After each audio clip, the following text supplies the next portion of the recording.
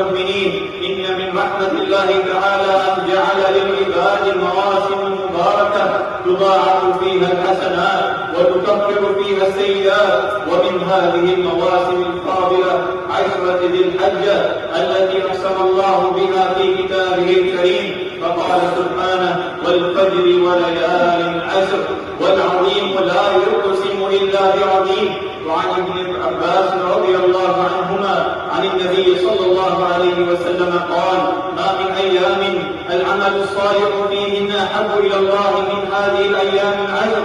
فقالوا: يا رسول الله، ولا الجهاد في سبيل الله؟ فقال: ولا الجهاد في سبيل الله إلا رجل خرج بنفسه وماله فلم يرجع من ذلك بشيء. وهذا من رحمة الله بعباده. ومن لم يقدر على الحج شرع له أن يعمل في العشر عملا يفضل على الجهاد في سبيل الله.